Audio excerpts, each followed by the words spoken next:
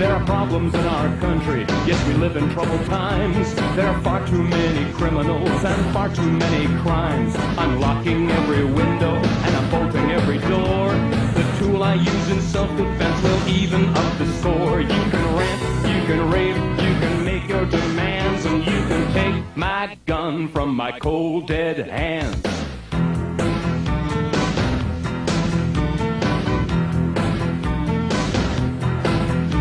There are global corporations, they have billions that they pay to the greedy politicians who make sure things go their way. They tax us into poverty and we live from day to day. To them we're useless eaters, we don't get to have a say. You want to crash this Constitution, is that what's in your plan? You can take my gun from my cold dead hand. In every case through history, when genocide was planned, the firearms were gathered up and the opposition banned. The tyrants made distractions and the people looked away. And by the time they realized they couldn't get away, the smiling face on my TV says we should all join hands and help create this vision of a new world order plan. We'll downsize our defenses, give our bases all away to a UN global peace force, and we'll do just what they say. Take your globalist agenda and your new world order plans, and you can take my gun from my cold dead hands. I just want to say one thing quick. That is that everybody's made a joke about communism. Communism, centralization, command and control, it's a sweet academic name for that, is a movement of the economic elite to create levers of control for societies through large centralized governments. It is not a movement of the downtrodden masses. And it's well proven to anybody that knows history that international bankers financed the Bolshevik Revolution in Russia.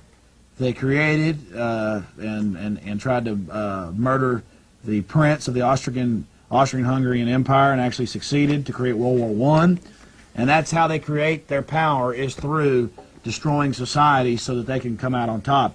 That's basically called despotic leadership, my friends. And what we're going to talk about is a local issue about Roland Ellingson being given $2,000 a day fines for having 3-inch grass. And then you'll see the hypocrisy of a city council member who goes along with this type of absolutely fascist behavior, command and control behavior, fascist, communist, it's all the same. And what you're about to see will shock and anger you to see the hypocrisy. You'll also see the health department engaged in just absolutely hypocritical and ridiculous behavior.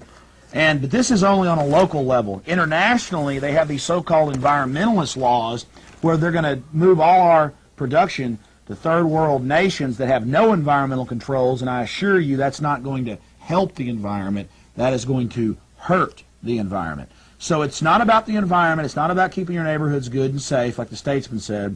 It's about controlling civilizations. It's about deindustrializing the U.S. and transferring all modes of production to third world nations with absolutely no human rights, no environmental controls, where the bankers and the IMF, the International Monetary Fund, and the International Bank of Settlements have absolute control and domination. Now, let me just preface this, folks. I'm going to briefly, first off, I've got a Webster's dictionary. This is straight out of Webster's.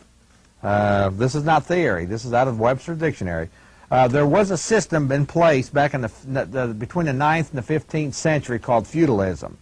And I believe, folks, if you really take a hard look at it, you will find that this is very similar to the property taxes of today. Communism is the new pseudo-political term for feudalism to get us all off track and argue about it. It's slavery, basically. Let me just read what feudalism is according to Webster's dictionary.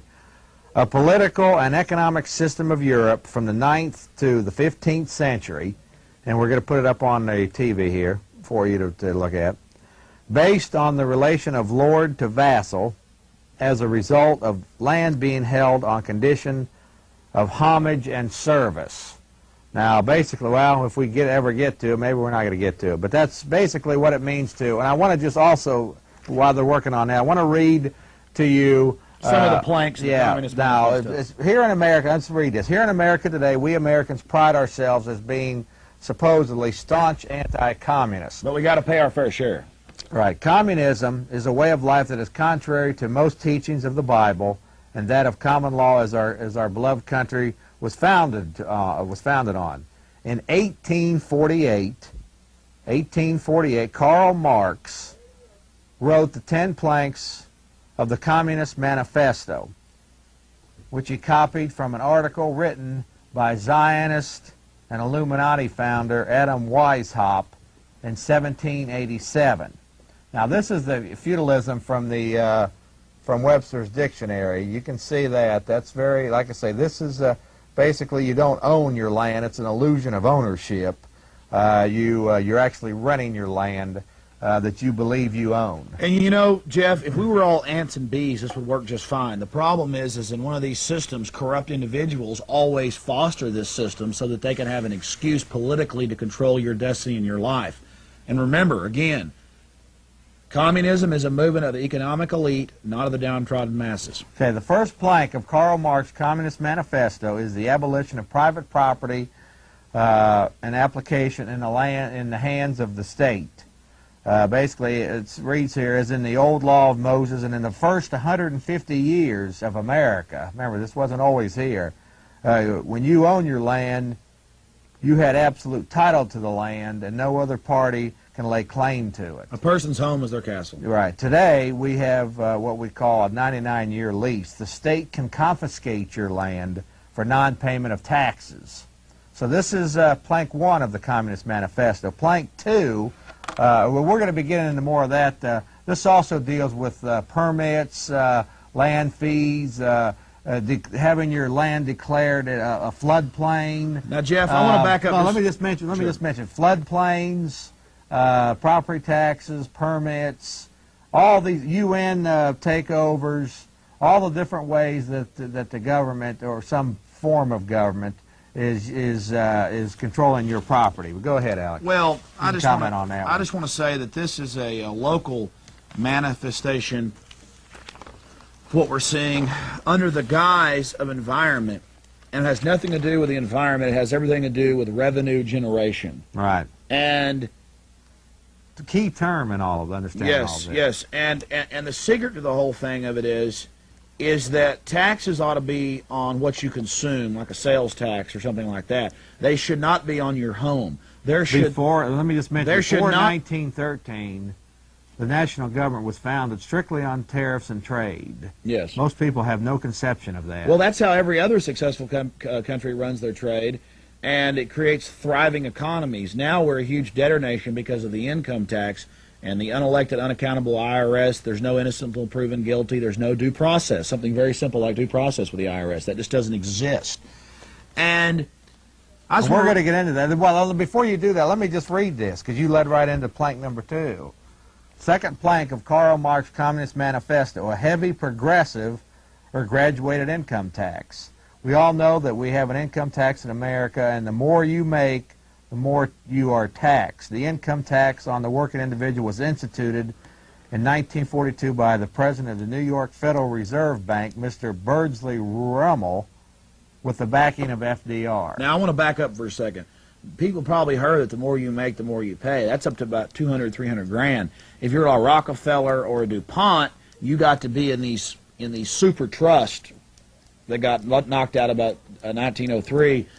They got to grandfather their trust to where they get to keep all their wealth, put them into trust and foundations, and then their wealth only grows. In fact, when a Rockefeller dies, they die worth nothing. Their wealth goes to their family. When a normal person dies with $100,000 in a home, the state gets about half of it. Plus, many of these people have hidden assets in Swiss banks and all this, which we will never know. That's why they never show up on the Forbes. The Forbes 10 most wealthy individuals, because their assets are hidden. If you believe Bill Gates, worth $26 billion, is the richest man in the world, you've got some ice cream to sell people in the North Pole. Exactly. Okay, now plank number 3, folks. The third plank, the abolition of all right of inheritance. Actually, I got some mining stock. Okay. The abolition of all right of inheritance. Now, this is in the old law of Moses. That's for us, not for them. Old law of Moses, in the first 150 years of America, there was no inheritance tax. In the law of Moses, land was transferred to the eldest son absolutely. In the first 150 years in America, inheritance and your assigns was also absolute. There was no third parties involved. A marriage license makes the state a third party to the marriage. If you are an alien, you cannot have right of descent.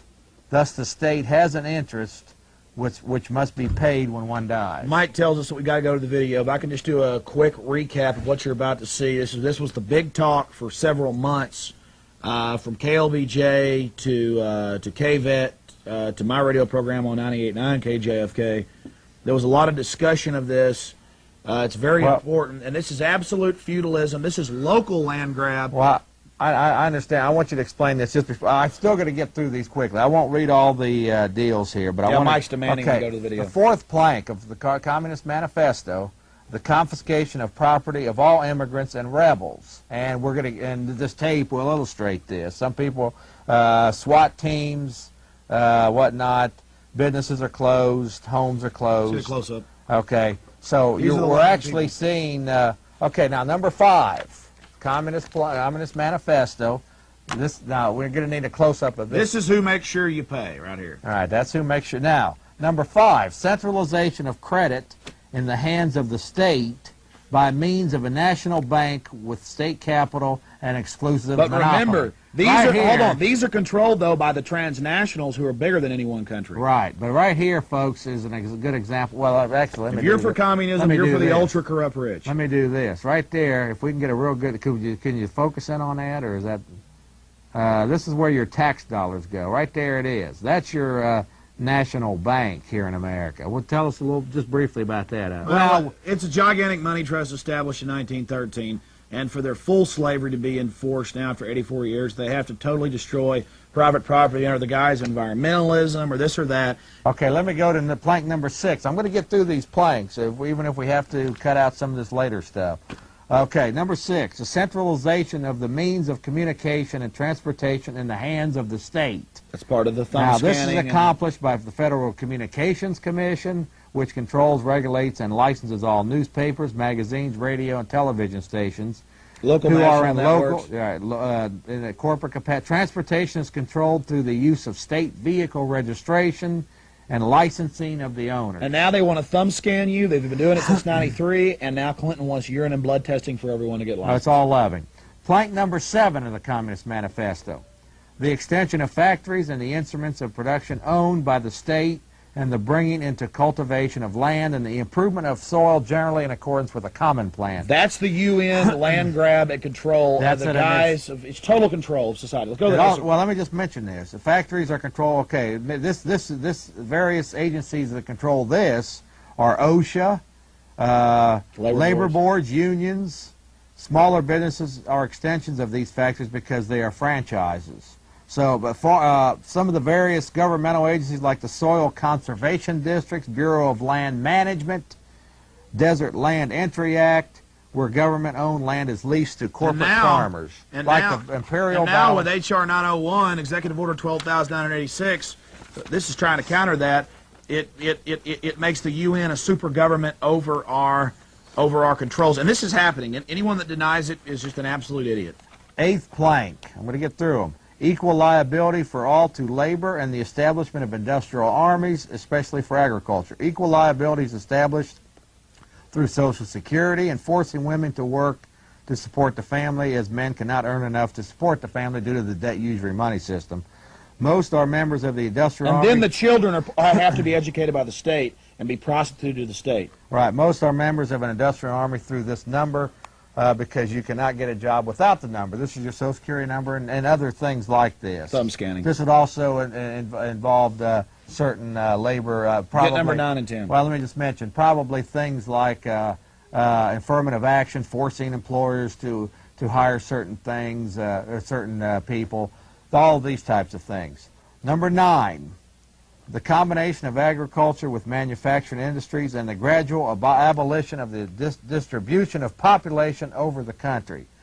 Regional government, this is the explanation for it, regional government under control of the federal government, who are under the direct control of foreign bankers. In other words, one world government. That's number And 9. the last is free education. Yeah, number 9, I don't need to explain this. And but it's the not free. 10th plank of the communist education, that's true. Free education for all children in public schools. Government training and indoctrination centers. Even private and church schools must obtain a license and teach a state-approved courses. Jeff, we got to go to this video. I just want to read this real quick. Teach all humanistic principles, not reading, writing, and mathematics. They are taught to be good slaves to the government and ask for a license, permission, before doing anything. Okay. With that, folks, go ahead and explain the... The story you're about to see was big time on all the talk radio, a huge story. The Statesman actually countered our piece and attacked it and said it was for the kids and to keep us from crime. 3-inch grass, he was given $2,000 a day fines. He's going to court this month. Total hypocrisy. You're going to see the hypocrisy with city council members and the actual health department that issued the $2,000 a day fines. Let me just mention this quickly. I want to just read it because this is very significant. 10th plank Communist Manifesto. Free public education, like you said, which isn't free. In fact, 6th and 7th graders are taught to fill out income tax forms by the IRS. They are taught that the government will support them if they do what they are told and do not ask questions. Yeah, don't ask questions. That's bad. Okay, let's go to the video. Here we are at a council member's house, home. No. Here we are at a council member's house, home, down here in Austin. And we're not going to tell you their address or who they are, but you ought to see how overgrown their house is. I mean, this is just ridiculous. Very nice little neighborhood over there, I will tell you.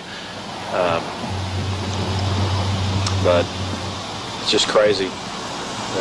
We'll just wait till you see how overgrown it is. Hell, look at that house. That's more overgrown. Look, that's not the council member's house, but look, that's more overgrown than Mr. Ellingson's. It's crazy. I think it makes me the maddest is how the paper countered with that story. We came out and did a story about Mr. Ellingson being harassed by the health department and environmental services, and 2 days later there was a front page thing on the health department saying how wonderful they are, stopping crime, sewage, and helping the children in East Austin. Why, everything health department did it.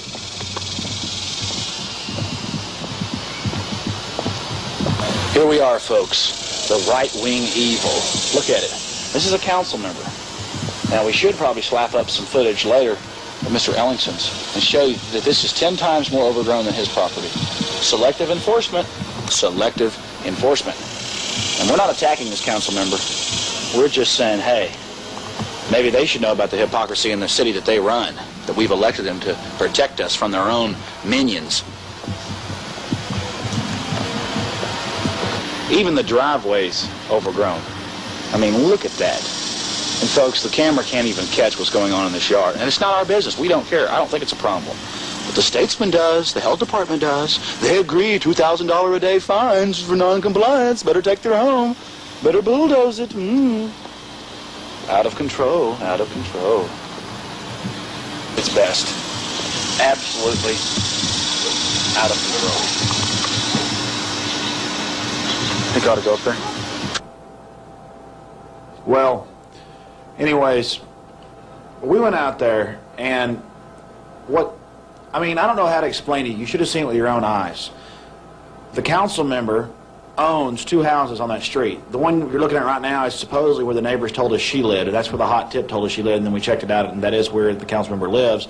And we asked 5 different neighbors. They all said, oh, yes, the council member lives there. Then they pointed us to the rent property across the street. I don't mean to laugh, but it looks like you'd see a great macaw parrot or something flying through, or Tarzan. It's unbelievable. Totally overgrown. You can't even see the front door. And it's a nice neighborhood. You can see the neighborhood there. I mean, she definitely has the worst properties in that neighborhood. We drove around a few streets, and it was just unbelievable. It seems like bureaucrats are all the same. I mean, they'll tell us how to do everything. When you go look at them, they're slobs. And I'm not knocking a zero-scape yard, but in a few minutes we'll show you Ellington's property.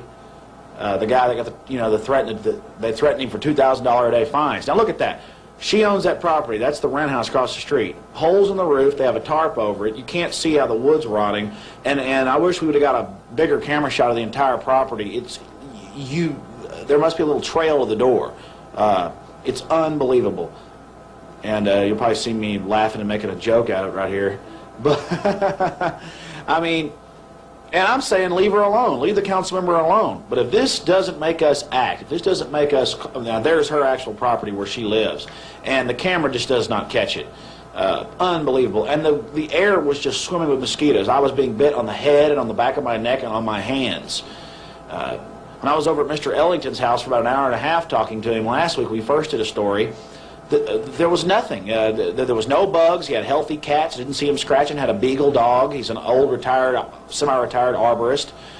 I mean, so, you know, I try to make jokes out of it and make it to where we can handle it, but really it's scary. And then to see the Austrian Statesman, you know, 2 days after we did the story Monday, on Thursday, because we did it Monday night, so really that's 2 business days, come out with a front page story on the cover saying, tall weeds cause crime, you know, East Austin, all these buzzwords. No, it's $2,000 a day, folks. They love it. They're making tons of money out of this. Squeezing people with environmental services. Tell you the truth, it's not good for the environment to, there's one of the vehicles that's parked there. You might want to, and you can guess who the council member is. We're allowed to say who the council member is, but I'm not going to get into that game. But again, there's the rental property across the street, the neighbors told us, and the other property is where she lives. And again, they have a rotting roof. Why, that's a health hazard. Standing water, just like there was lots of standing water, just like the letter that Mr. Ellington got, said remove objectionable material. Well, what's that? I don't know. Whatever they want it to be, I guess. But we'll show you some cuts of Mr. Ellington's property. Now, this is a normal, what most of the houses look like in the neighborhood. And then there's her yard next door to one of the other houses. So there's one of your council members again, folks, showing us how to run things. Broken down vehicles. We didn't want to get on her property, but you could see the vines were wrapped around the antenna on the vehicle.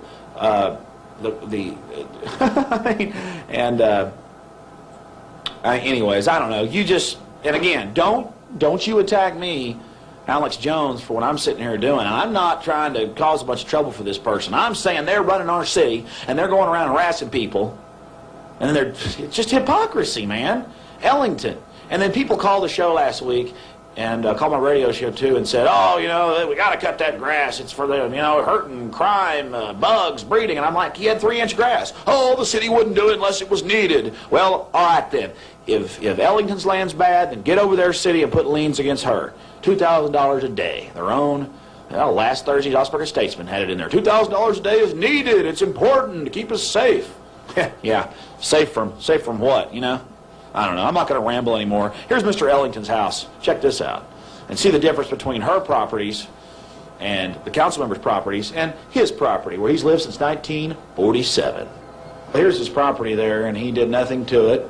That's exactly how it was. I drove by 3 or 4 days before we did the story and saw it, and the grass was uncut, unwatered. It was like 3 inches high and had dead spots in it, like any other, place with a lot of trees. And the place was well painted, nice indoors. I didn't see a tarp on the roof or anything, a danger to any children or anything. And the house you see in front's where he has some renters, some nice English guys who are artists who live over here. And then you can see his art, and then you can see Mr. Ellington, older gentleman's arborist work shed. And there's some of his evil right-wing cats. Those are actually his cats, and he's got a dog. And he's also got a parrot back in his 2-story little house in the back. Lived there since 47. Actually built those houses himself. His wife died. So that's what's going on. Actually, his wife died, so moved out of that house a long time ago and rented it. Kind of sad to live there. And you can just see the problems that he's been causing. It's obvious that he's bad. And you can see and there's the arborist, little trailer. They give him a little bit of trouble about keeping that there. See, maybe if he was just like Goodman and became I'm sorry.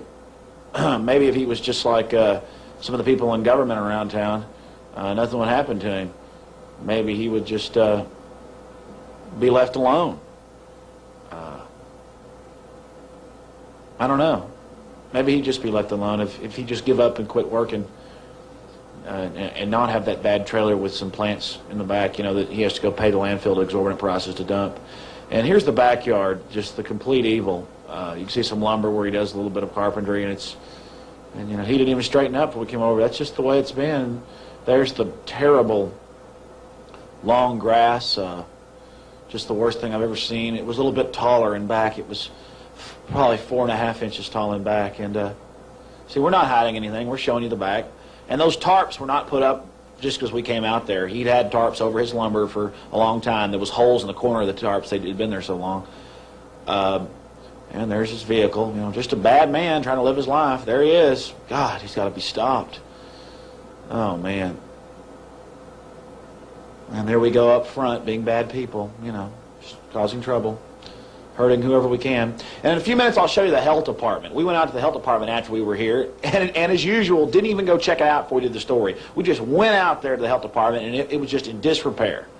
And there's the letter he got on July 17th. We were on the story by the 25th, and by the 26th, and the Statesman had countered by the 31st. With a story about how, you know, it was all East Austin, it was all crime, it was all broken sewage, every buzzword they could think of. And it showed some couch at a, but there's the little citation threatening liens on his house and $2,000 a day fines, which they do routinely. I'm here with Charles Roland Ellington over here in central Austin, right off Guadalupe Street. And he lives at 407B West 37th Street, Austin, Texas, 78705. And thank God people like him are still willing to stand up. Now, I was shocked when I met Mr. Ellington at a Patriot meeting talking about lower taxes and less government regulation, you know, bad things like that.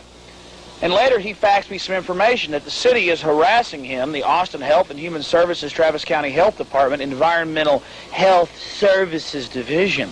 They have piles of junk in their backyard. We went in his backyard, and there's nothing but a stack of lumber covered with a tarp. This is his private property. This is America, and I want you to film the grass here. There's nothing wrong with this grass. It's zero-scape grass. That's what the environmentalists beg us to do. It's cut. It's clean. There's no problem. It's you know, it's not some millionaire's home, but it's a nice central Austin home that I would be proud to live in. I really like the way these neighborhoods look. So that's what we're talking about today. We're talking about how there is selective enforcement. And then I was shocked to find out that Mr. Ellington, Mr. Charles Roland Ellington, has in the past gotten onto the city about some of its out-of-control spending and has been an involved citizen. And so that's something that I find to be very shocking. Mr. Ellington? Elling's son. I really appreciate you having the will to stand up to what they're doing. How did this all start, and in your opinion, why are they doing this? And if you'll note that the expansion in the blue pages will give you the blues by the volume of increasing phone numbers supplied for city services. That means harassment, extortion centers. That's about the size of the matter. So you exercised your constitutional right. You've gone to city council. You've written letters. You've made phone calls, and now you're being singled out and being harassed for no reason. That does seem to be, cause and effect reason. It does seem to be prudent. Well, we're not going to invade the privacy of inside your home, but I was just inside there with you. And it's a very nice place, no big deal, almost like a little country house. How long have you lived here? Since May of 1947. How dare you, you evil carpetbagger. We've got to get you under control. Before this city usurpation of micromanagement, the cockroach syndrome. The cockroach syndrome of micromanaging all facets of a citizen's life. And that's not American. That is un-American. Well, how dare you be a hard-working arborist and a person that's engaged in other... I mean, that's just... How dare you? A bourgeois member. A member of the bourgeoisie. That's right. Yeah, you're out of control. We've got to stop you. We've got to... So, this little loving letter right here, I'll just read part of it. Austin Health and Human Services, Travis County Health Department, Environmental Human Services. That's gangsters calling themselves service agents. 15th Waller Street, Austin, Texas, 78702. If you want to get in touch with them, we'll put up their number during the show. You want to call and tell them how much you appreciate them harassing older, hardworking citizens here in town. Their phone number's 469 469-2015. That's 469-2015, and their fax is 469-2030, and we'll give that out later. Now, it says, this is an inform you that a condition in violation of ordinance or state law exists on property located at 407 West 37th Street. And you've said you're a tough guy, you're willing, you don't mind people knowing where you live. If they want to come by and see the evil property that you live on, see, I came by before you, when you first faxed me this. And you told me that since then you raked up a few leaves. That's all you've done to straighten up the property. And it's still shocking to me. It's your property. That's not the argument. You should be able to do what you want on your property unless you've signed a homeowner's clause. And as far as I know, over here on 37th, there is no homeowner's clause, is there? To my knowledge, I don't recall one. So the footage you saw at the first was when we went out to a well-known council person that's been reelected, and they had a tarp on the roof, vines, grass everywhere, mosquitoes flying around, 15 times worse than Mr. Ellingson's property. Now I'm going to show you the footage that we went and got that Monday of the health department. And again, we didn't go check this out at first. We just went right out to the health department and checked it out, and they were worse. So what we found is all these bureaucrats that are out telling us how to live, they're all 10 times worse than the most average home in central Austin on West 37th. So stay tuned for this, and then in a few minutes we'll be back to the main program. Hi, Mr. Ellington. I could see that you've lived here, what, since 1947, you said? May of that year. May of 1947. And look at these nice trees. It's nice. It's pretty. Real small when I first came. Yeah, and there's pretty English ivy growing here in the trees, and you've got a nice shield around your tree over there to keep it healthy. Boy, you're a right-winger. And I saw your pretty little cats earlier. I could see why the city really, really wants to get its hands on this property like they've done countless others. Make a parking lot out of it, perhaps. Oh, yeah, or, get some rent from a good liberal lawyer or something. Yes. Well, we were leaving Mr. Ellingson's place in less than 150 feet from where he lives, right in the middle of the street, some giant potholes. There's some behind us and some in front of us. Let's drive up here back and look at them. See, the city won't even wipe its own nose, but it'll abuse older people in town and force them, terrorize them into giving them more money for their bureaucrat behavior. See, all the money is going for bureaucrat salaries. It's not going to actually do the work of the city. Now they have to force us to do everything. Here, let's see the loving pothole.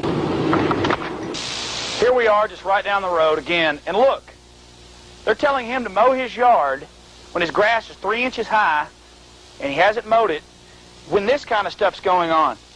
About a 6-inch deep pothole. And there's more down here. So ask yourselves, what kind of country is this? Well, that's the truth of it. All they do is harass the citizens, push the people around. We're losing more and more of our personal rights, and they're making despotic inroads into private property, while at the same time not taking care of the essential services. You see, they dangle essential services in front of your head. Oh, you want the potholes filled. Oh, you want the EMS to have radios, don't you? See, they pay for the essentials last and pay for all their greed and strange bureaucratic behavior first.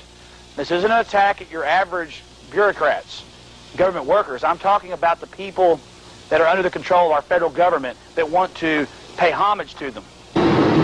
Here we are at the loving, caring city. Austin Health and Human Services, Travis County Health Department, Environmental Health Services Division, down here on 15th Waller Street. And look at all the weeds over there. Look, it's worse than, much, much worse than Mr. Ellingson's ever was. By that air conditioner, look, that's 6-inch grass. Oh, I'm going to take the city building if it doesn't fix it. We'll have to put a lien against the city building for Mr. Charles Ellingson.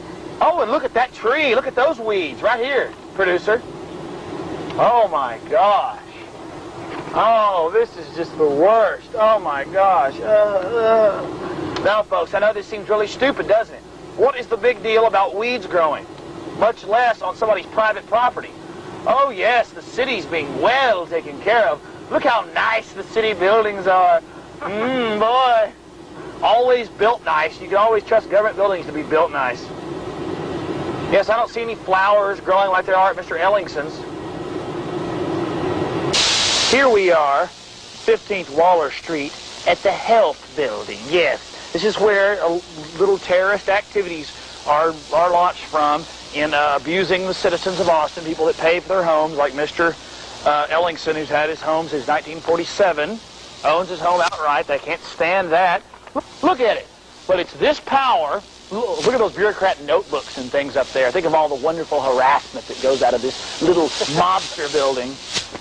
Words and pictures can't describe. You have to be out there at the health department and just see how run down and messed up it was, with trash on the ground and thousands of cigarette butts and weeds growing up everywhere and walls falling down. It was just really depressing. And again, from council members to the health department that does the citations, $2,000 a day for not having your grass cut if it's over 3 inches. It's out of control. It's hypocrisy.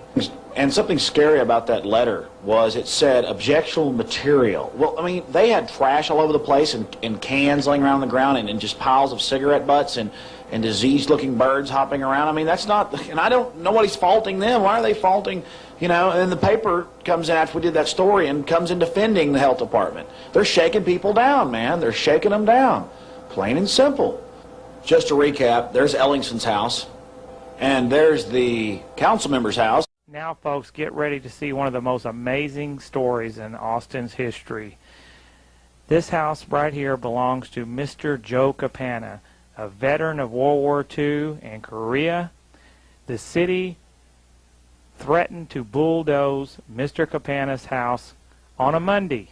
But we were there on Saturday interviewing some of the neighbors and talking to Mr. Joe Capana. And by Saturday night, Alex was on the radio asking for volunteers to build Mr. Joe Capana a new house on Sunday. Of course, about 60 people from Alex's radio show showed up on 49th Street to build Mr. Joe Capana a new home. Then, thanks to KI News, they were talking about it on Sunday. Then you had hundreds of people and businesses participate in the building of Mr. Joe Capana a new home. This is why I'd like to name this story Miracle on 49th Street. We're here on East 49th Street, and we're talking to some of the neighbors of Joe Capana. Alex Owen and Aaron Benfield. Aaron Benfield. Thanks for talking to us. And we tried to talk to some of the other neighbors. I guess they're gone or don't want to speak to us. Mr. Capana next door, what type of neighbor has he been in the past? Well, you don't hear from him very much because he keeps to himself, but he's been a pretty good neighbor. No complaints from us. Yeah, he's never said anything. He's never called any complaints against us. We've always had a couple parties, and he's never really done anything about it. He's been a really nice neighbor. He definitely keeps to himself, like Alex said. Front yard's cut, and the house isn't attractive, but it doesn't bother me. Well, it's his property, and it's better than him being out on the streets freezing to death or panhandling or even worse, engaged in criminal activity. Of course. He doesn't bother anybody, and I don't see why we should bother him. Mr. Benfield, do you have a problem with this gentleman living next door to you? He has lived there since, the mid-1950s. Do you think he's causing a problem?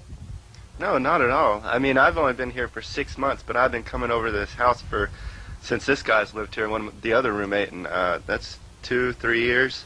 And I've never heard anything bad about this guy. I don't have a problem with him at all. Why do you think the city's planning to bulldoze his home? Because his house is I guess it appears ugly to people, and I really think the problem is that the neighbor on the other side is selling his house, and I bet that kind of deflates the price of his house that he wants to sell it for. Just because something looks bad, it's going to make the property next door look, depreciate in value, and it's just not right. It's just so ruin somebody's life, tear down a veteran, a disabled person's home just so they can get more cash. Exactly. Somebody that fought in the war for this country, and you're going to come and tear his house down, and the country he fought for? That's just ridiculous. That's not America. No, that doesn't sound. And some neighbors don't want this person to live here. They don't want this house here. They find it to be an embarrassment, they say, and of course they won't talk to us on camera. Of course nobody's volunteered to help him. They'd rather just put him on the street and then spend 10 times the money in welfare to try to take care of him. This is what you get for serving your country. Well, Mr. Capana's not here right now, but you can see his home does have some structural problems.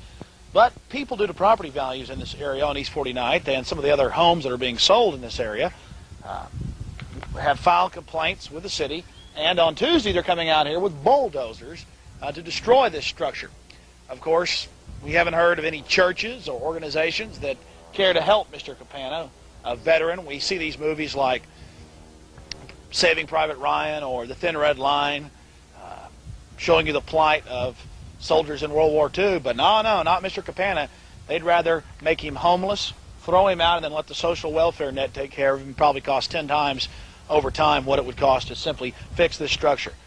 If we can get in touch with Mr. Capana, we will come out here and help shore up his home, no matter what the cost, right here at the Freedom Report.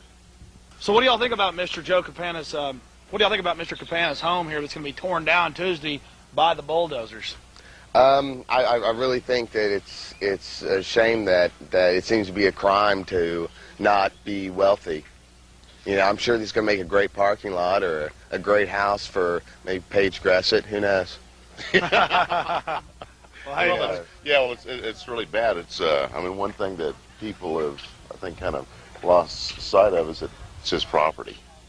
Simply, it's his. He owns it. He can do what he wants with it, or at least should be able to. So I've got some land in Oklahoma, and my grandfather gave it to me because I was the only one. He sat me down. He said, "Don't ever, ever get government's help. Don't ever ask for government programs for anything for the land. They'll try. Don't. Because once they get on your land, they'll find something that's endangered or they'll find something that's wrong and they'll try to get it." And he's seen it happen, you know, a lot of rural land. He's seen that happen, and so that's why he gave it to me. It's all for loving reasons, of course. Yeah. So y'all think that Mr. Capana should be left alone? We've been trying to talk to him, but he's obviously... he's scared, probably. But what we're trying to find out is we've got some churches and some organizations that are ready.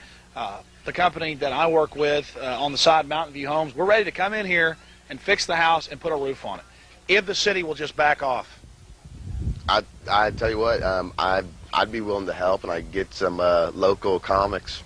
I guarantee you there's people that are ready to help. I mean, you guys were just driving by and wanted to help. So you kind of summed it up in a nutshell, didn't you? It's his property. Yeah. Well, it's I mean, you know, back in the early history of our country, it seemed more like where, you know, if you own your land, you could do whatever the heck you wanted with it as long as you didn't bother anybody else. We're here talking to Joe Capana. How long have you lived here, sir, on East 49th Street? Since 1959. Since 1959, and you were in World War II and Korea? Yes. And you have 100% disability from the government? Yes. Constable. Now you say, and I'm glad that you came out to talk to us, so I want to thank you for that.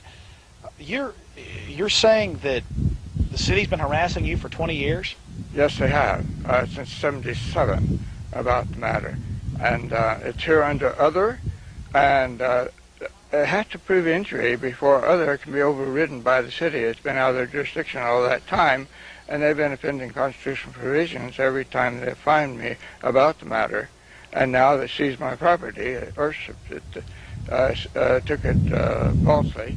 They've seized your property? Oh, yes. My cars and my shielding and everything in the backyard, thousands of dollars worth of equipment, and even the lumber to do. Well, your neighbors told us that you used to have some cars that weren't even in bad shape, had the glass, the tires, everything on them. They said the city came and took everything that you own. Yes, they took everything in the yard out. Yes. When did they do this? Well, they should have taken what they caused in the back room when the roof caved in out and repaired it. But they caused the roof to cave in. Yes, the city. Bill Steele, I believe, pulled the eaves off of my house. Now, he may have had help. It's all in the report I've turned into the city, and here it comes again. The last time we talked to him about this matter, they said, we're not going to do that anymore because they knew they were illegal.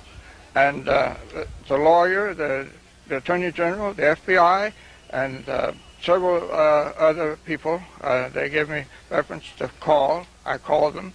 Now here it's all happening over again. And they said they weren't going to do that anymore. I'm trying to get legal help. The lawyers don't want to come out here I don't know why. I can't go there. I have everything delivered here. You don't have a car because they took your cars. It's not the car. It's I have my.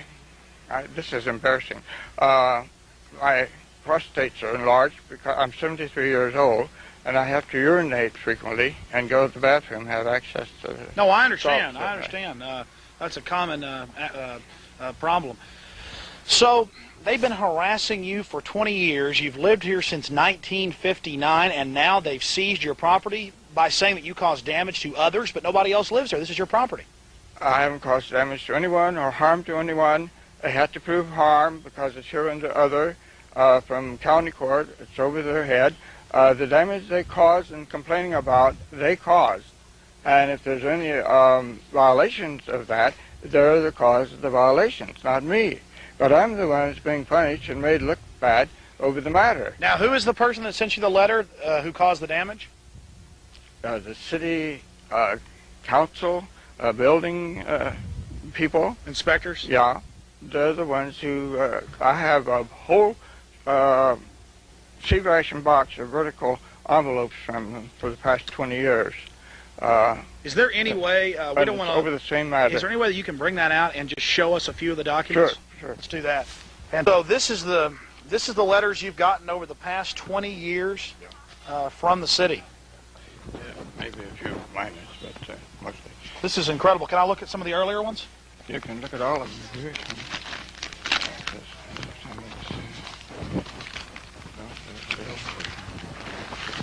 They're all about the same. I mean, you can.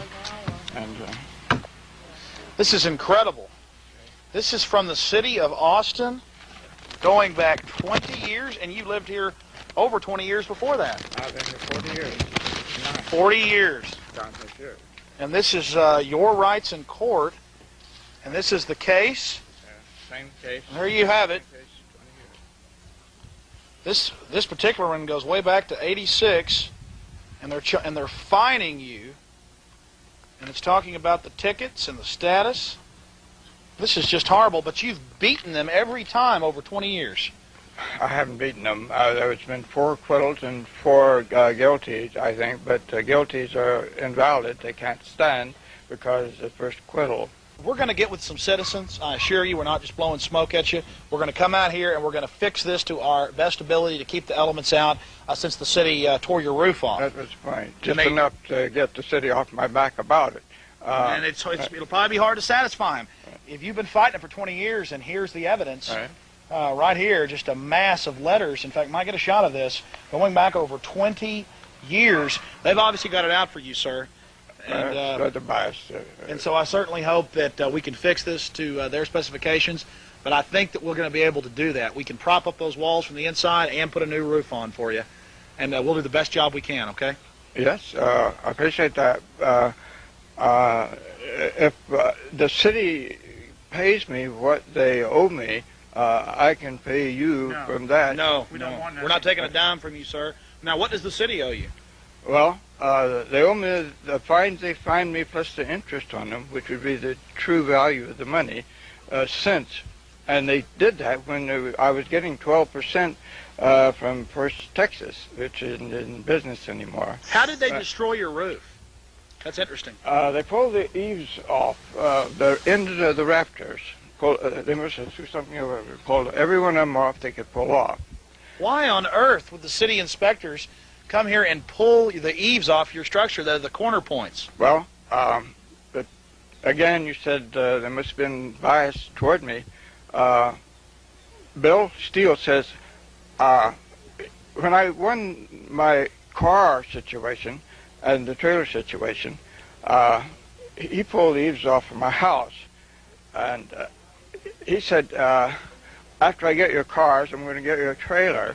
And I told him not to push any one man too far. Was this over the telephone? No, this was here in person. He had another lady with him. What's his name one more time, the man that threatened a World War II and Korean veteran? Bill Steele. He was a building inspector then. I don't know whether he still is or not. Bill Steele. Right. Why on earth would a building inspector vandalize your property?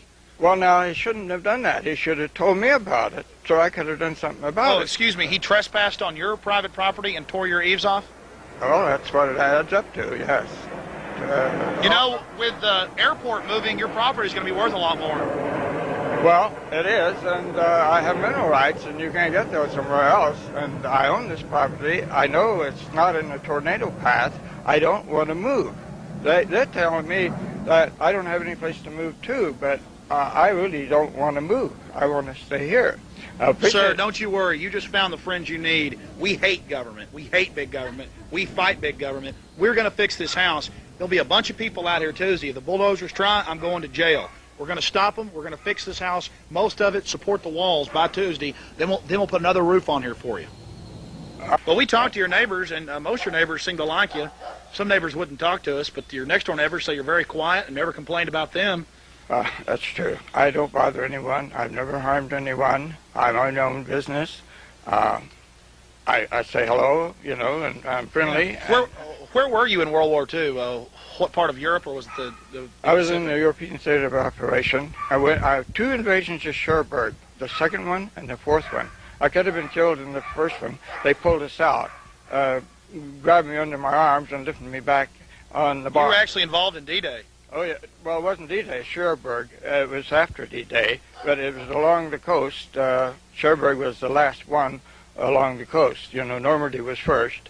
Le Havre, they call it, and Cherbourg was the last. It's the whole coastline of France. It was across the channel. It was the D-Day invasion is when it was, and that's where I was. And you've minded your own business for 40 years here, and for 20 years, and here's the evidence right here, they've been harassing you. Right. You got the story right. And now they destroyed your roof on purpose. Well, this is just incredible. This is exactly what I'm talking about. Sick control freaks out here in our society want control of your life. We're going to fix this and show government what real help is. Not destroying a veteran's home who's got 100% disability. It's just sickening activity. Thank you very much, sir. Thank you. And we'll be out here tomorrow and Monday doing some basic repairs, shoring up the walls and some other things. We may even have to tear out that wall there, but I promise you we will fix it. For those that know me, I assure you, you have Alex Jones's word, we're going to stop the city. If I have to go to jail. Thank you, sir. Thank you. A community pulls together to help build a new life for an Austin war vet. Good evening, I'm Lisa Monzo, and welcome to KI Witness News Weekend. A World War II and Korea veteran may lose his home of 40 years come Monday. The city of Austin plans to tear it down because Joe Campana's Central Austin house is falling down. Julie Gersher shows us that because of our story last night, he may be getting some help. I get all turned up inside with anxiety about the matter. In fact, war veteran Joe Campana has been so upset lately, he drinks Pepto-Bismol right from the bottle. I don't want to move. But the city of Austin says he must, and notified him they will bulldoze his home Monday. Because I haven't done any harm to anyone. And it's not my negligence. I'm doing my best to manage, and it's about all I can do is to go on the way I'm going on. We first told you about Campana's flight Friday. Some viewers were so upset when they saw our story, they decided to help. If this house is unsafe, we need to make it safe. And I'm going to donate materials and the employees to do it. Mountain View Homes, a building company, checked out the house. They decided it couldn't be saved. Instead, they will build him a new 2-room home on the same land. We need churches, we need volunteers. I'm going to donate all my employees. At first, Campana was skeptical. Is that a scheme or a catch, or are they, how can they do that? Mike Hansen says his help is for real. My grandfather fought in World War II. I'm a veteran myself. I want to help this man. All Joe Campana wants is to keep calling 618 East 49th Street home. With your eye on Austin, I'm Julie Gersha. An owner with Mountain View Homes admits they will be violating city permit regulations, but he says giving Campana a home before the bulldozers show up is much more important. Good evening, I'm Lisa Monzo, and welcome to KI Witness News Weekend. Joe Campana's house was about to be torn down, and he could not do anything but watch. Some Austinites who saw Campana's story stepped in, and tonight, the war veteran has new hope for his future. Julie Gersha has the story of strangers reaching out to help an elderly man in need. Because it's the right thing to do. Saw it on the news last night, figured they needed some help. Right. Essentially having a house-raising party. They came out in force to drive home their point. Don't want the guy to be homeless. Their efforts brought tears to this World War II veteran's eyes. It's not manly to show tears, but it almost leads me to tears. But you people care. 2 nights ago, K.I. told you how Joe Campana would lose his home to city bulldozers. By Sunday, It's incredible. The appliances have been donated. I mean, we have walls going up. most of the people out here rarely pick up a hammer and nail, but Joe Campana's story brought out at least 50 volunteers to make sure he has a roof over his head. This has encouraged me and give me hope and courage. And it's moved me. The roof he lives under now is about to fall down. And the city has deemed the old house unsafe with demolition scheduled for Tuesday. This is a floor plan for the new house. But with some luck and a few more donations, there'll be a new house waiting for Joe Campana. I'd like to thank you for making us free. A man who many feel deserves the gratitude of all Americans. I see it kind of just as an old-fashioned barn raising. I'm eternally grateful. An Austin man accepts help before his walls come tumbling down.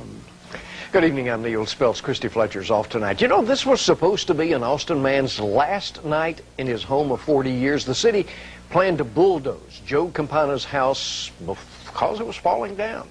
But after our stories of the past few days, some Austin volunteers stepped in, and KI's Pamela Cathion's is going to show you what happened next. Dozens of complete strangers hammer, saw, and drill in his front yard.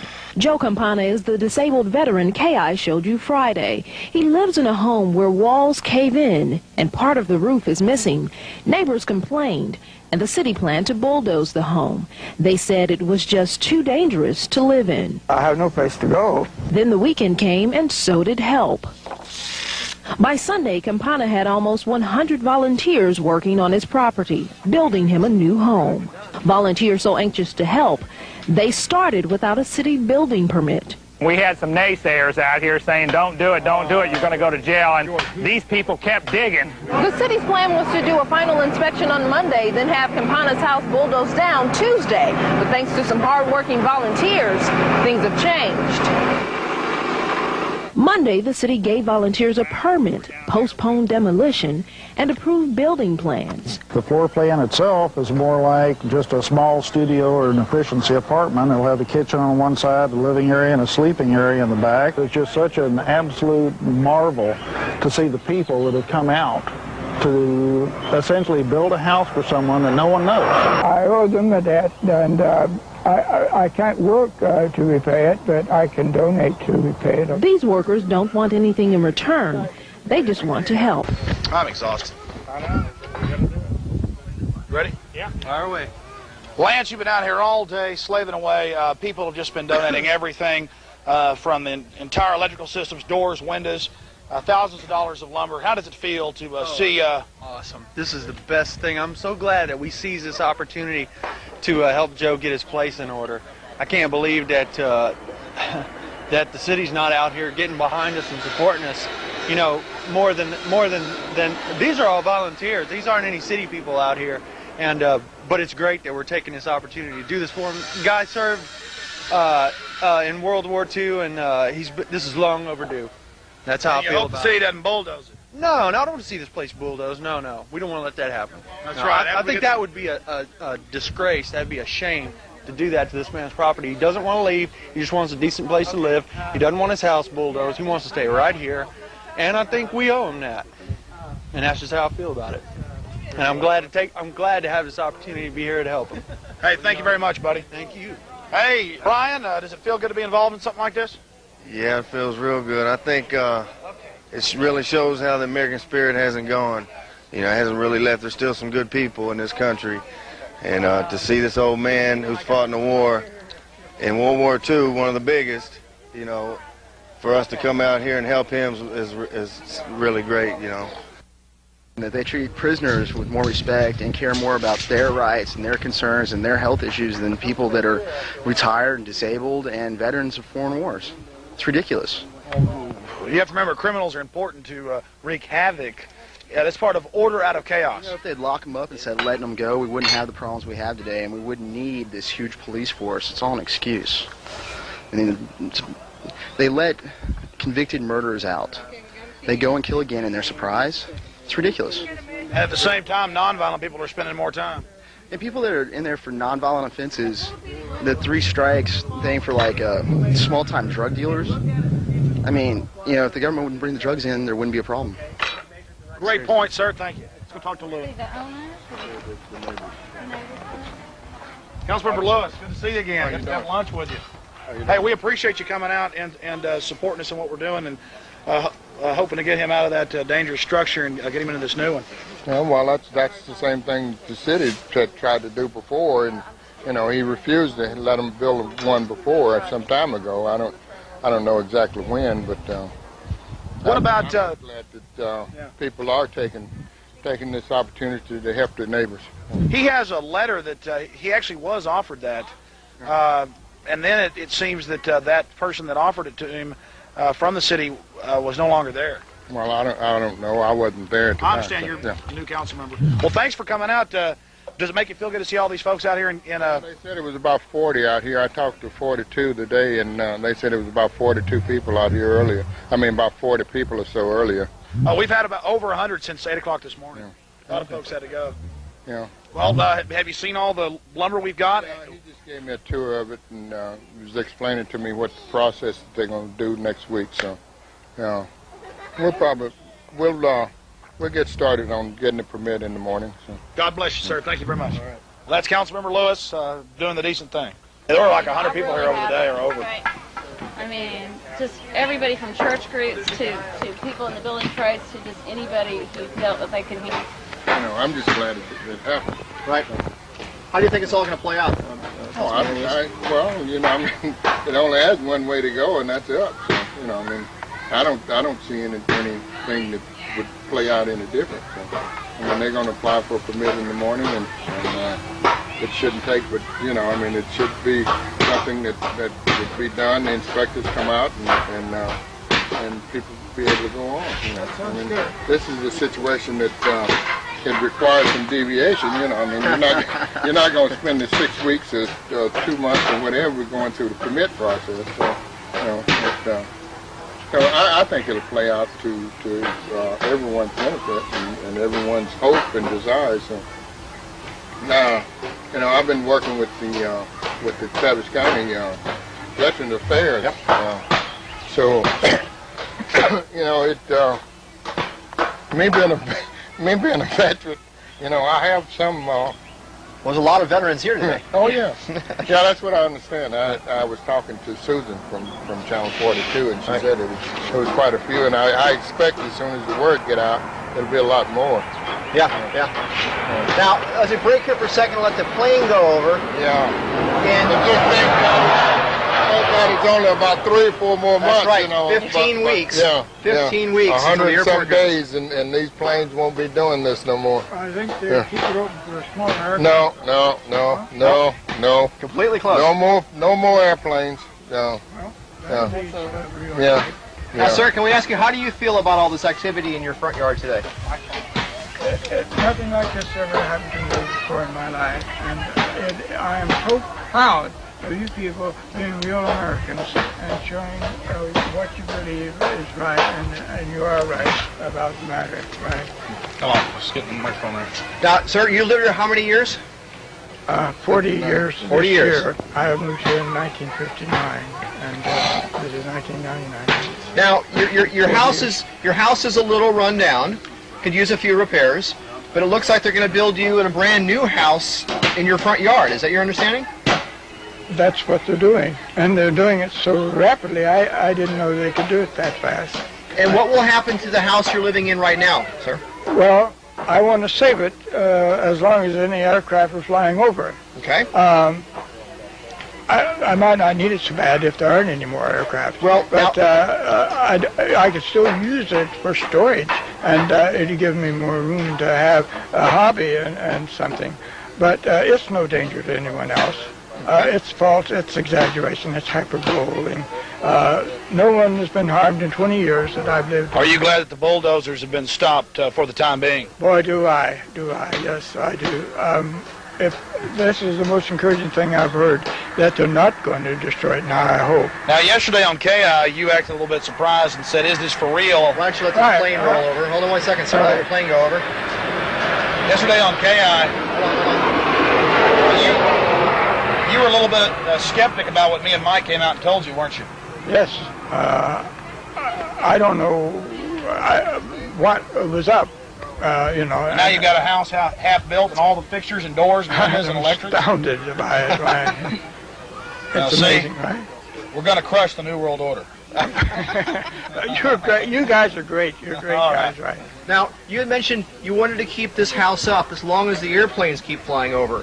You are aware that this airport, Robert Miller Airport, is going to completely close down in 15 weeks. They're going to put state office building out there, and there won't be any airplanes flying over this neighborhood in about 15 weeks. Well, that'll improve the value of the property. Yes. Right. In fact, some people were thinking that because the property value is going up, that they're interested in your property. We had people here today running off with plans, telling us we better not build, and now the council member comes out, they say it's fine, we're allowed to do this, and we're doing it according to permits. So that's what I said this morning, Jim, is that we've constructed it, we've built it, but we haven't poured the concrete. We've got all the basics ready to go, the foundation ready to go, all the superstructure built, and now it's just like assembling a Lego set. All it takes is the permits, and we're go. And of course, you have no interest in leaving your home of 40 years, right? I don't want to leave here. I like it here. I know the climate's mild, and it's not in a hurricane path, and it's a safe place to live, except the city has aggravated me for 20 years about this matter. Now, he has 20 years of documents. He'll show you, Jim, and KLBJ. Right. You can understand that, I think. Yeah, oh yeah. Well, I live just 1 block away, and had seen your house for many years, and was a little concerned, like, I could use a little fixing up, but I could see why you wouldn't want your home bulldozed and be run out. And I have to say, I'm equally amazed at this construction and the speed of it, and the number of people. Yes, it's really a groundswell. Look what numbers can do when 100 people working on it. Look in one day how much you've got accomplished. Well, we've got to thank KI, and we've got to thank all these people that showed up. Yes, I wish to express my eternal gratitude, and I don't know how to say it other than that. But if you have a charity, I'm going to contribute to it. I don't have a charity. Alex Jones and Mike Hansen and Steve Lane just want to get out here and help you. Well, and at the same time, showing there's decent people out there, all these veterans, all these families, men, women, children out here working. That's it. You're going to have a new house by Sunday if the city doesn't come in here and bulldoze what we're doing. If they give us the permits, and Willie Lewis has agreed, so we're going forward. If you can just get the rest of the council to back off. See, it's over here or what? Yeah,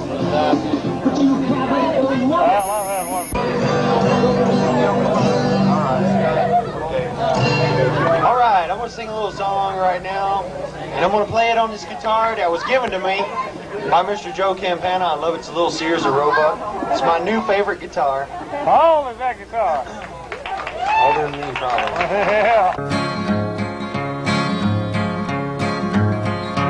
Come and listen to the story about a man named Joe. The city council said, Joe, your house has got to go. KI News put the story on their show, and out came the black helicopter people. The kooks, that is. The so-called anti-government right-wing conspiracy nuts. The call went out for to save Joe's home. The SOS was shouted out by Mr. Alex Jones.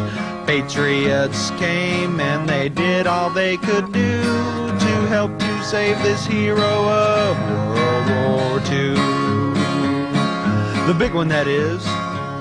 Joe was a junior in high school with a farm exclusion and an only child exclusion when they drafted him and tested the atomic bomb on him.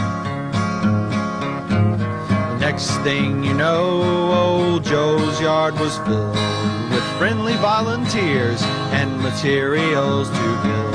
They said, we're going to help you, and you will not have to leave your silver-painted trailer or the comforts you need. The comforts of home, you see. Whatever they may be, they're private property, a man's castle, or supposed to be. And now it's time to say a thanks to Joe and all his friends. And we would like to thank you folks for kindly pitching in. And thanks for coming out for barbecue that Saturday to have a heaping helping of our hospitality. American hospitality, that is. It was all made and born in the USA, just like our new American hero, Mr. Joe Campana.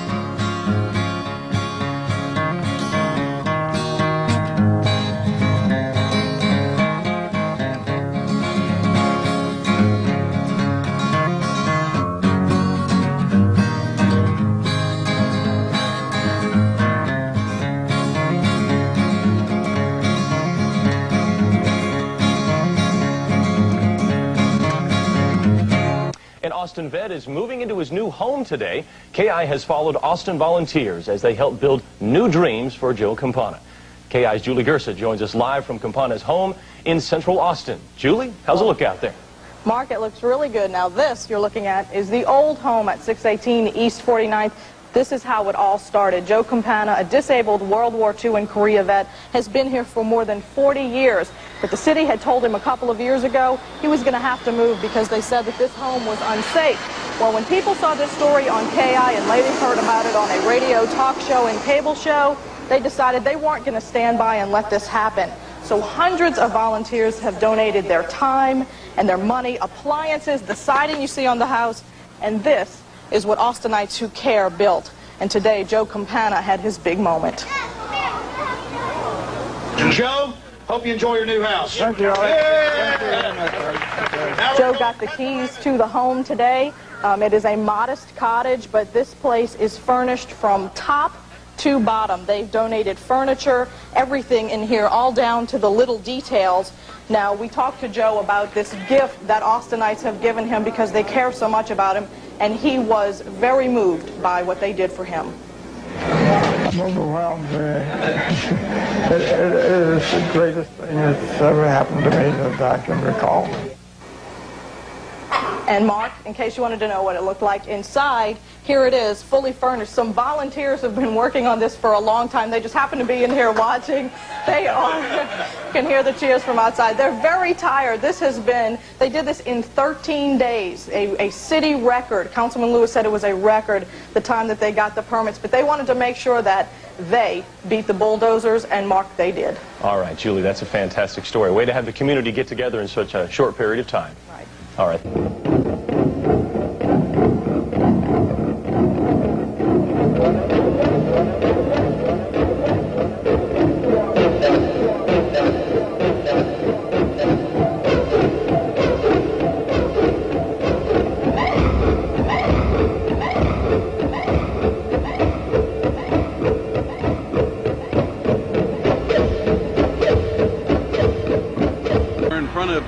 Mr. Joe Campana's house, and I guess you can see behind me we've got a front end loader from demolition company, and they're going to scoop up Joe's old house and cart it off. Of course, we got big thunderstorms coming through, maybe a omen of things to come here. We're out here for the unconstitutional demolition of Mr. Joe Campana's old house, so we'll get it all on videotape and hope you enjoy what we do to our elderly in Austin. And they're going to put a lien on the place for that, so we'll have to get that taken care of. Oh, they said they were going to donate the demolition. The guy wasn't going to charge it. They shouldn't put it. Well, maybe they won't. These are developing facts all the time, folks. They may or may not put a lien on Joe's house. Anyway, Joe ought to be left alone in peace, but that's part of smart growth in Austin. A lot this size you can put about 5 row houses on. So welcome to smart growth.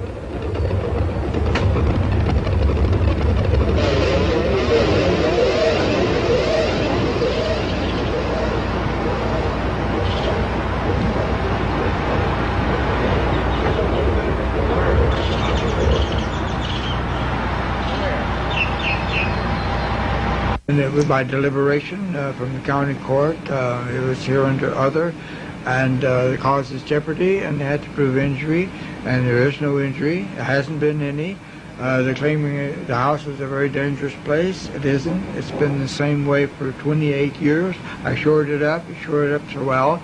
It hasn't deteriorated in all that time beyond the deterioration it has.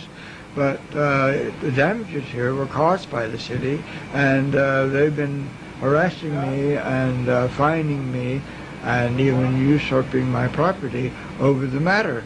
And it's time for this stuff to get settled properly and stop this criminal, illegal practice this city seems to think it has a right to indulge in when it doesn't. And how long have you lived here, Joe? I've lived here since 1959.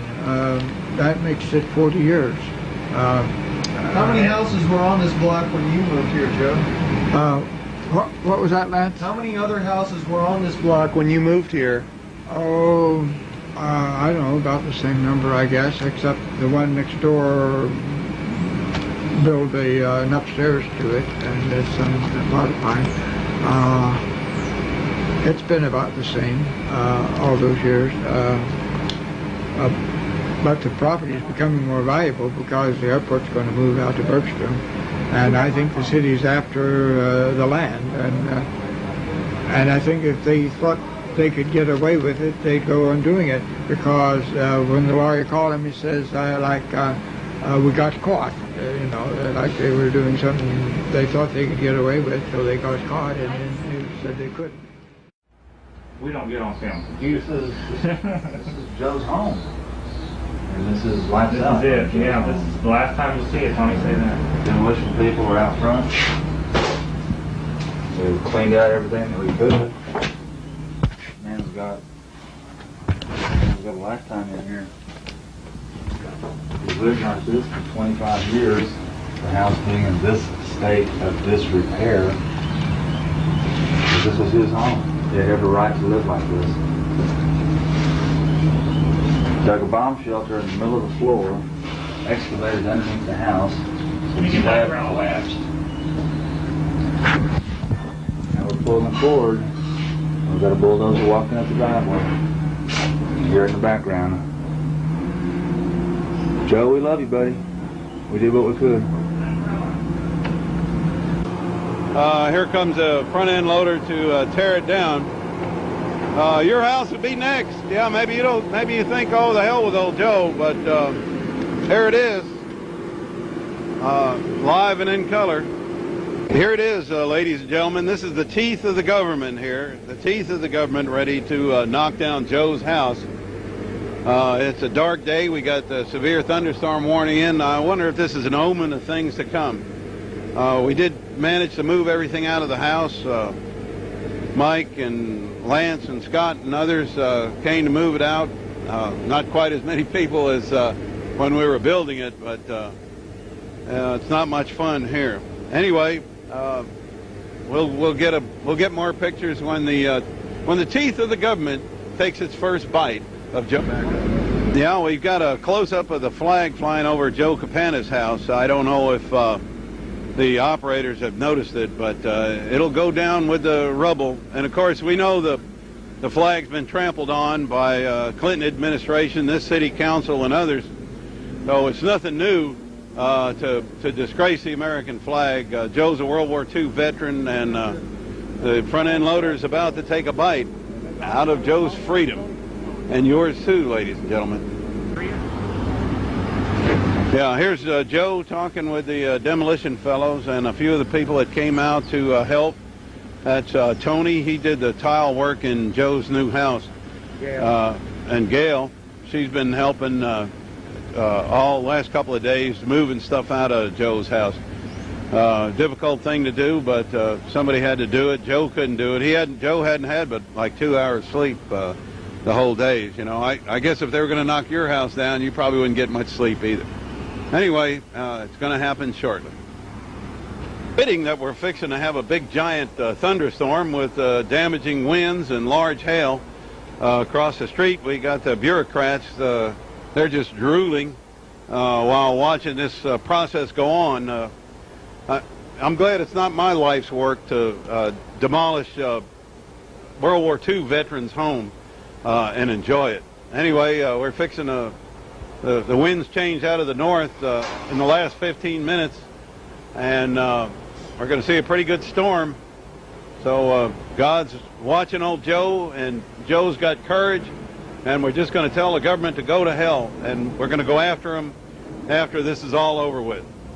So here goes the teeth of government fixing to take its first bite at Joe's house. They took down quite a few of my campaign signs. Here it goes, Liberty Teeth here for Joe Campana. We're just following orders out here. Boy, look, the whole thing rocked. Get a picture of it. Now the flag is still flying. Yeah, let's back up. We'll get the whole thing on tape here. Pretty sad. There it goes. The whole house shook when it took a first bite of Joe's house here. So the rain has let up a little bit for this event. It's just kind of speechless, you know. I feel like the guy when the Hindenburg blew up. He was pretty excited, but we're watching him knock it down now.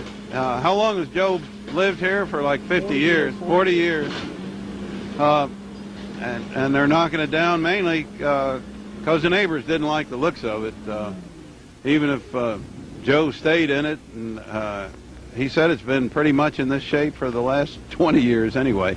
Thing's not affected by right now. Are you still rolling? Yeah, go ahead. Okay, Mike's still rolling. I'm trying to get the microphone underneath the umbrella. Mike's under an umbrella now. Here goes. We're going to take another scoop. Another scoop out of freedom. Another scoop out of freedom. Yeah, the flag's still up. Reminds you a little bit of Waco. At least the BATF's not out here. There goes the whole thing. Oh, they're knocking Joe's house out. How's Joe doing in the house? Bad. I wish we had 2 cameras, one to put on him. Is he in there alone? He probably doesn't want no damn camera on him. I wouldn't blame him. Yeah, there goes the Joe's. That used to be Joe's kitchen, and the flag's still standing. Maybe that'll be the last thing to go. These people don't care. And now it's raining like hell. Isn't it interesting that the rain's picked up as the demolitions picked up there?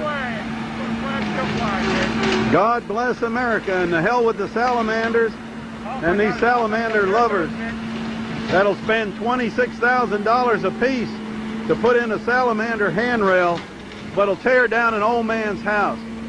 These guys are pieces of crap. People are taking pictures in the background. We don't have any problem with A&R demolition.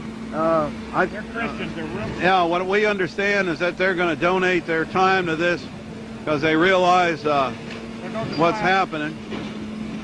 So maybe we'll find $1 million in there. I don't know. Yeah, old Joe's next door in his house. Now I'm just gonna comment. Oh, I'm ready. I'm ready. People just need to watch it. There goes the whole house is moving. The whole house is shaking. And here comes the flag. Here comes the flag. Whoa, it's still standing. Yeah, look at that. The house has totally fell down, but the flag's still standing. God bless America, land that I love. Yeah, so much. It's free. It's God bless the salamander God. That's our new God, a little blind salamander. Yeah, I bet you city officials, they're frothing at the mouth over this. Yeah, old Joe. They can put up apartments here. Yeah, they can put up at least 5 row houses. Oh, the flag's still standing. Good for you. Yeah, it's raining like hell out here. We got lightning, and we got the neighbors all out to watch them knock down Joe's house. Ladies and gentlemen, is your house next? Wake up! I can't believe we're witnessing this just because they don't like the looks of it. I've been in beer joints that look a whole lot worse than Joe's house. Oh, this thing's getting wet out there. Oh, not me. I'm worried about the microphone. Here. Flag's still standing. I hope he don't take it down. Are you still getting, well, if he does, when they take it down, it's a literal and symbolic gesture that liberty is gone. Okay. Now look, the rain is at its height now. The rain is at its height. No! Oh, there it is, liberty. Oh, that's the end of liberty. That's raining its worst. Oh, boy, that's what they think of that flag. That's what they think. No, it worked out good. The rain is at its height. The rain is at its height. The flag is down. And so is Joe's house here. Yeah, I don't, yeah, we believe the house was raggedy, but Joe should have had the right to keep it. It didn't, you notice it hasn't fallen over on his neighbors. It hasn't gotten anything on his neighbors. Joe lived clean in the house, probably cleaner than most of us. He didn't swill beer and booze and smoke cigarettes. If you consider that bad. But he was a clean living, or he still is a clean living man. And he just wanted to be left alone in his own residence. So his residence now is gone, and the water's leaking through onto the microphone here. Whoa! Yeah, there goes the city officials with the neighbor next door.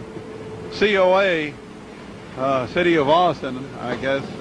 Maybe we could, Communists of America, maybe, who knows? You think we should get that on film? Yeah. Well, is Tony with you? Zoom in. I'm a little damp here. Rain's picking up again. We just been told that Joe's inside. He feels real bad about this, but we're not gonna lower ourselves like the national news media and stick a camera in Joe's face as they demolish his house. But you might expect he feels bad about it. You'd feel bad. We all feel bad about the whole thing. A lot of us have spent a lot of time and money out here to try to remedy the situation, and the bottom line was I should have just left Joe alone. And if the house fell in on Joe and he was in it, that was his wishes. People talk about firemen and fires. They get killed and they say, well, they die doing what they want to do, but Joe should have been left alone. Yeah, so it looked like it's a tough job here. Here's a big bite of the house there. I guess they got to make a big pile out of it now. Every time they move it around, why it gets smaller chunks. I guess this is a good video of how to do demolition on a house here. Of course, the occupants didn't want the demolition, but we're getting it anyway.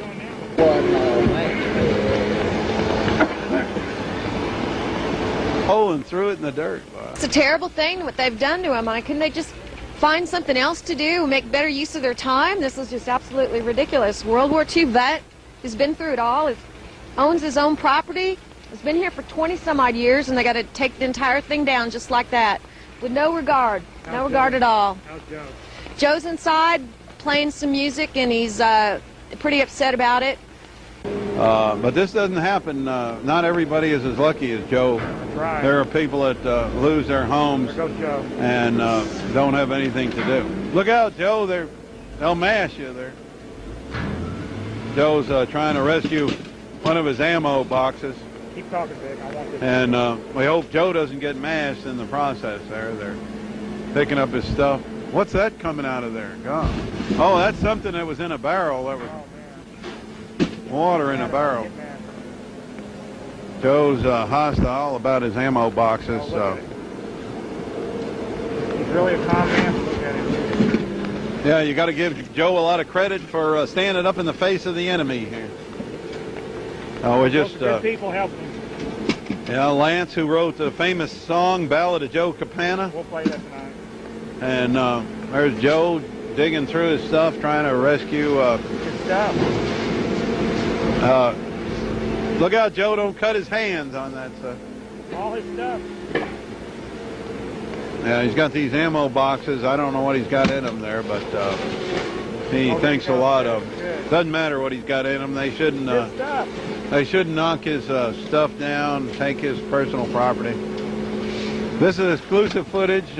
Nobody in the media came out to videotape this.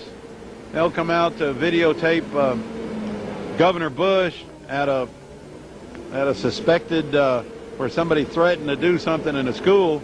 They'll come out and make a big news media deal about this, but they won't come down when a World War II veteran's getting his house demolished. However, Channel 42, we got to give them credit for coming out initially, but I think they were probably advised to stay away today. So anyway, we're out here. We're all soaked in the rain. Anyway, my God, here's some more of Joe's stuff. Man, it's unrecognizable now. I think that was Joe's bed there or something. Okay, here's Joe trying to retrieve something out of there. You know, one man's trash is another man's treasure. I remember my dad used to go around on trash day and pick up television sets, and he repaired them. I think, get Joe out of the way. I think Get Joe out of the way. Joe, here they come. Look at Joe. Yeah, he's trying to retrieve some possessions that we couldn't get originally. So we don't want Joe to get mashed. Yeah, here's the treasures of Joe Campana. Some Vaseline jars and some life, what he calls life support stuff. Oh yeah, Joe was a medic, so he would have looked out. There's Kathy in disbelief here. Yeah, Kathy and Tony tiled Joe's, did all the tile work in the new house and worked out here for months trying to help Joe with the recovery of his stuff, and they've been with him through and through from the beginning. So there it is, the big scoop here coming over the corner, trying to get the corner of Joe's house. There, just an hour ago we were in there rescuing his stuff. Now it's just so much junk. You can get some airtime on paperwork before I come down. We'll take one of your stuff. Want me to get my gloves? Well, we're standing at the rear of Joe's new house that the volunteers built for him, and a lot of good business people donated all the material for it. You can see in the back, well, I guess I'm calling it, now you see it, now you don't. Joe and friends are looking for some of his stuff that he'd been looking for himself for years, recovering foot lockers with documents in it out here at his house.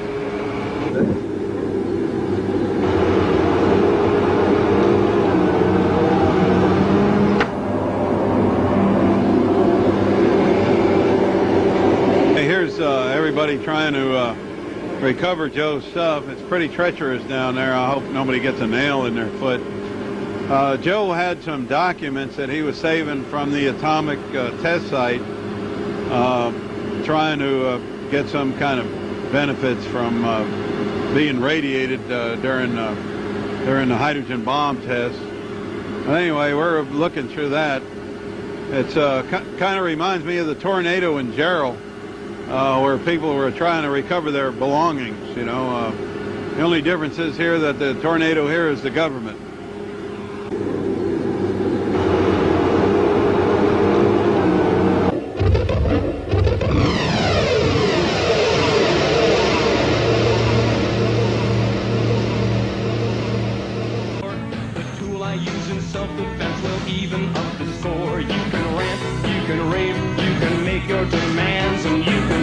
My gun from my cold dead hands.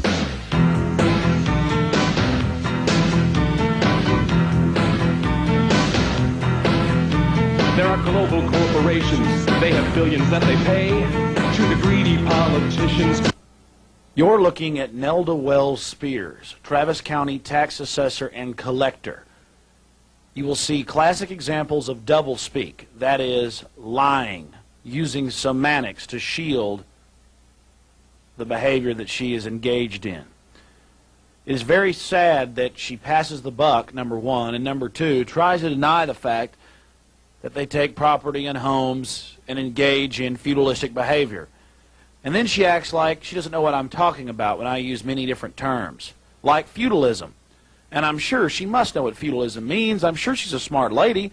It means slavery. It means you pay a yearly rent to the government for the right to use and live in the home that you paid for.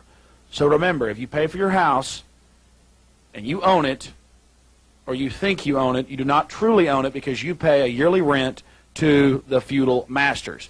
Then we'll get to a property auction approximately 3.5 weeks after we did this interview with Nelda Wells Spears, where she passes the buck. They have auctions for lots, property, businesses, homes, you name it. On Channel 17 on Travis County Television, they show the homes that they foreclose on every year. They're in the back of the newspaper. Then how can she sit here and say she doesn't know what we're talking about? The government should not be able to take your home or your automobile, the things you need to live. This is feudalism. This is terrorism engaged in by every city, county, and state in the United States and the world today. Now here's Nelda Wells Spears, Travis County tax collector and enforcer. Mrs. Spears. Hi, I'm Alex Jones. I have a question for you. Okay. There are a lot of people that are not even considered middle class that are losing their homes due to property taxes. And we have seen the rates of property taxes go up and up and up, even while people can't sell their homes because of the watershed laws. What's your opinion on that? I really don't have an opinion on that. I wasn't aware that a lot of people are losing their homes. Oh, nobody's losing their homes? I didn't say nobody, but not a lot of people. A lot of people aren't? No, a lot of people aren't. How do you feel about making people support public schools where the test scores have dropped from number 1 50 years ago to number 49th now with their property taxes? Isn't that a form of feudalism? I haven't the foggiest notion of what you're talking about. Well, you do tax talk. Yes, we do. I mean, I heard everybody congratulating themselves on here about it. We collect the property taxes for jurisdictions in Travis County as the Constitution of the state of Texas requires. Yes. So I'm probably not the person you need to be talking to. How many bureaucrats were here today? About 100? I have no idea. And they were all being congratulated for the departments going from, I heard one parole officer and truancy officer bragging, they went from 7 to 107. I don't know what you're talking about. The ceremony in there was for years of service to Travis County. I understand. How many homes will be lost due to the $13 million overage on the county budget?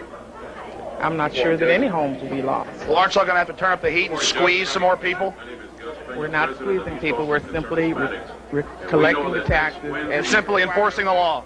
Enforcing the law. Ma'am, I'm not being sarcastic when I say this. Was Martin Luther King bad whenever he went and sat in at the lunch counters and was taken to jail and beaten because it was the law that black people couldn't use water fountains or go in and sit at lunch counters? Or what about when that one lady refused the law because she thought it was wrong and sat at the front of the bus? What about it? What about Rosa Parks? What about her? Well, you act like all laws are holy and sacred and that nothing's wrong with them. My grandparents have had their house attempted to be stolen. They're over 75 years old. They live in a modest South Austin home. Something's wrong here. We don't steal anyone's home. You don't steal homes? No, we don't. Y'all don't put liens on homes? There's a tax lien that is attached at January 1st of every year for every property in the county. Well, you just heard that. We're not stealing homes, but we do put a lien on everyone's house at the start of each year. Even before it's time to pay, they just have that threat there.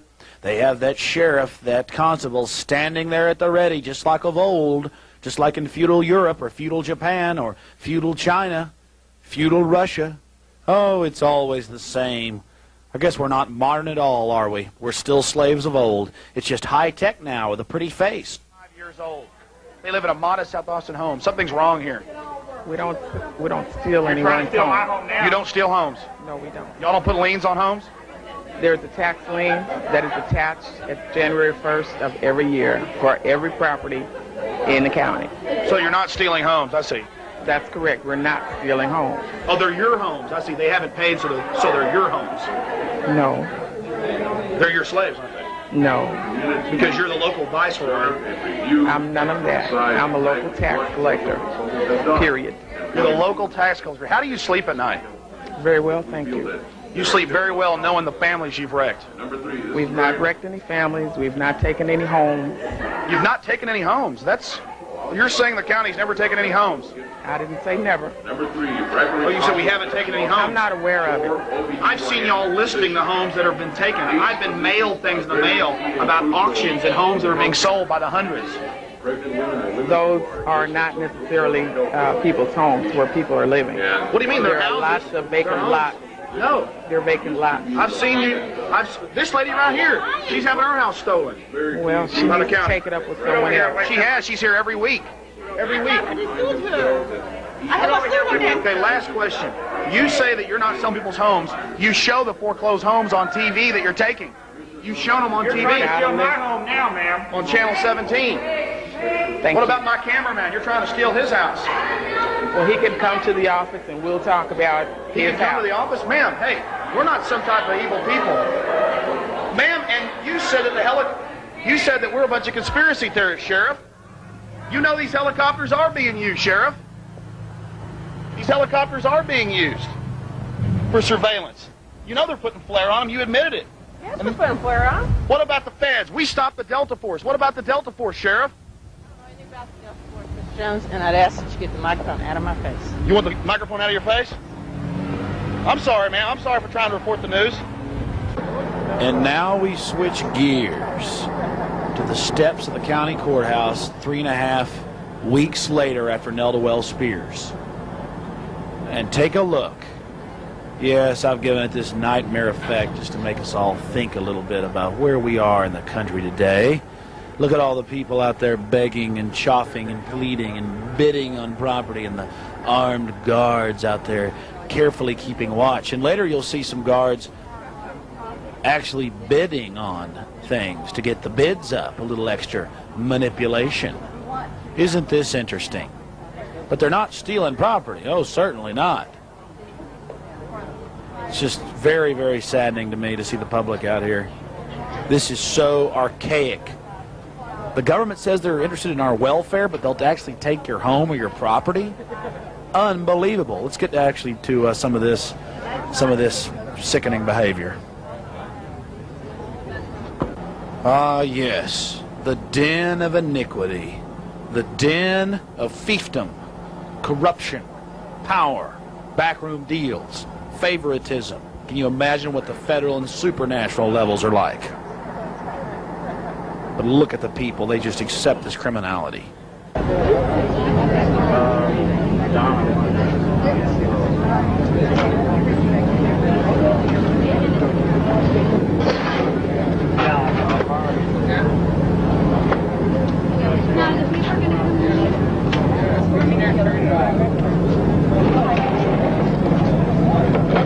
5 minutes.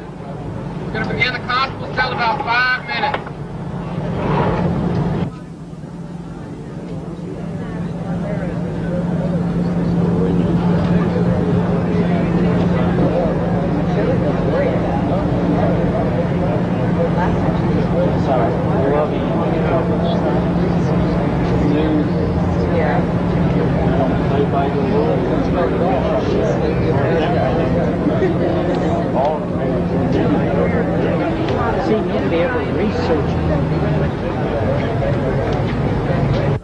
Pay close attention to this fella from Parks and Recreation. We'll get to this just a little bit later. We're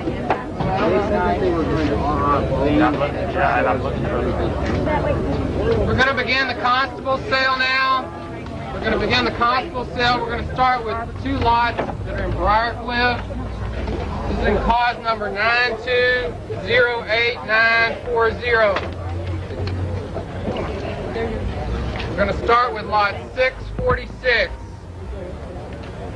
This is going to be lot 646 in Briarcliff, section 15. The location is 402 Stricken Drive.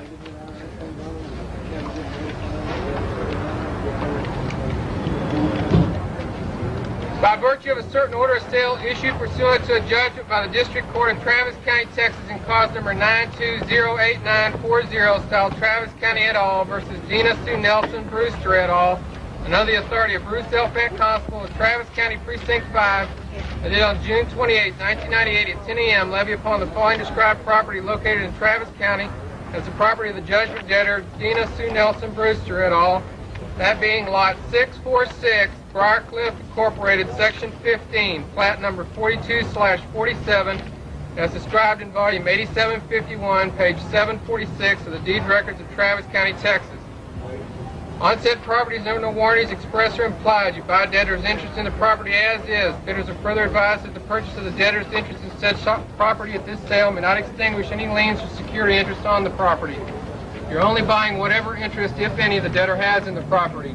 Subject, however, to the right of the judgment debtor or any person having an interest in said property to redeem said property or their interest therein at any time within the time prescribed by law from the date the purchaser's deed is filed for the record in the manner provided for by law, and subject to any other rights to which anyone is entitled to under the law. I know that legalese doesn't sound very exciting, but what you have here is lots and homes and businesses being auctioned off.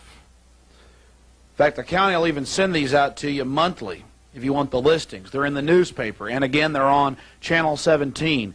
But let's get back to this because the story hasn't even begun yet. But you heard him. The debtors, the judge that took the property, the love. That's what we're dealing with here. Total corruption. Sanctioned by the government. Done by the government. Briarcliff Incorporated, Section 15. The minimum bid is $3,508.91. Do I have an opening bid? Yeah. I'm sorry, Yeah.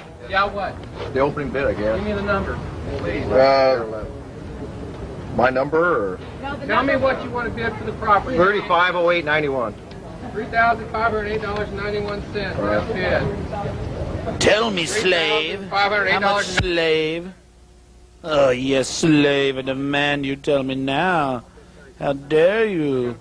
How much money for this slave's property? Tell me now. $3,600. I'll take 37.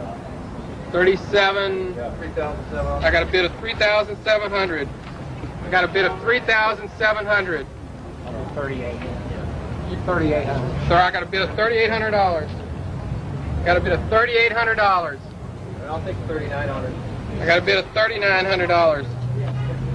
Got a bid of $3,900. I'll bid 4,000. Got a bid of 4,000. I'll do 41. 4,100? 4,100. I got a bid of 4,100. Got a bid of 4,100. The behavior went on incessantly as the bids went up. Now, pay close attention to that fella. Our cameraman, Mike, was busy getting interviews and talking to people during the bidding and filming the main person that was giving the bids from the sheriff's department.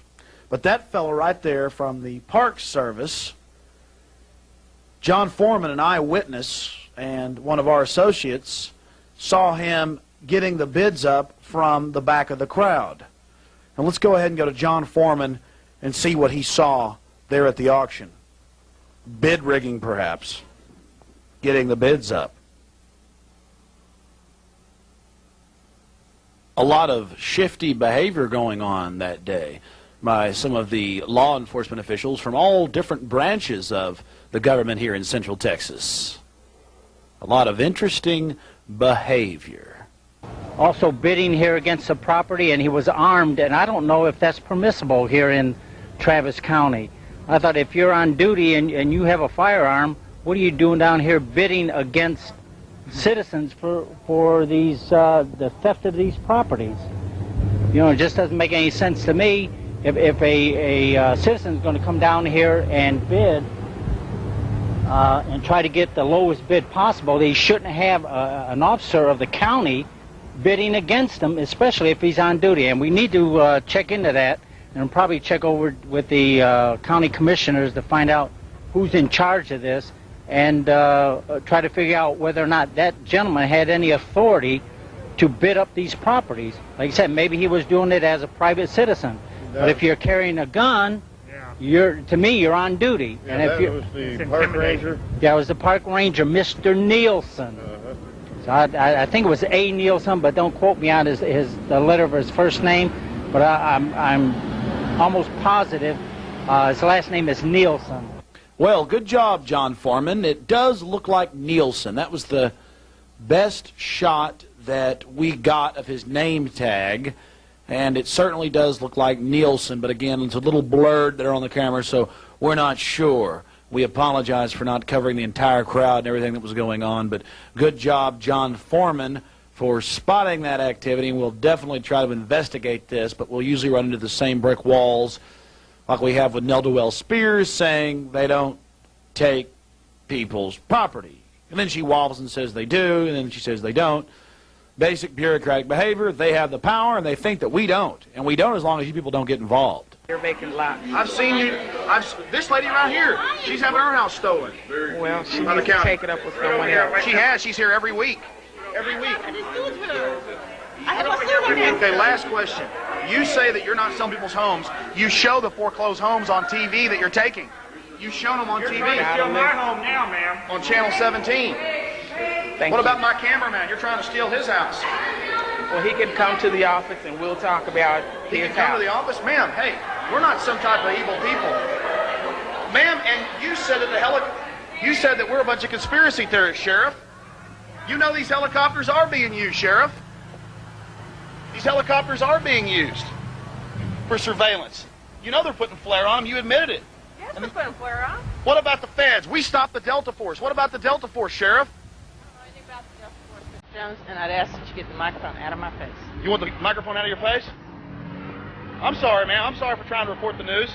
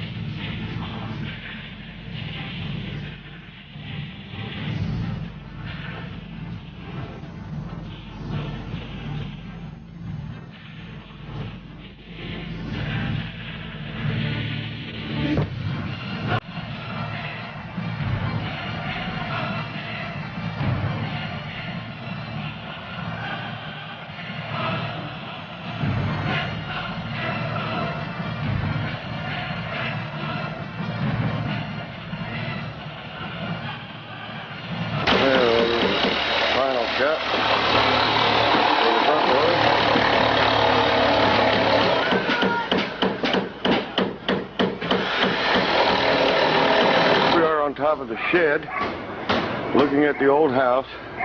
You can see the roof is caved in, and that room there totally. And there's the new house. Ja, boy, death to the new world order.